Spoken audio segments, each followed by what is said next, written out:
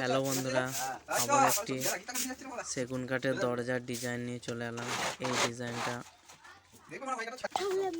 এই ডিজাইনটা প্রথম থেকে শেষ অবধি দেখো, আশা করি ভালো লাগবে। আর ভালো লাগলে লাইক করে দিও, শেয়ার করে দিও, কেমন হয়েছে কমেন্ট করে বলো। আর এই চ্যানেলে যারা নতুন হয়ে থাকবে, চ্যানেলটাকে যারা ইউটিউব থেকে দেখছো সাবস্ক্রাইব করে দিও। আর ফেসবুক থেকে যারা দেখছো চ্যানেলটাকে ফলো করে দিও।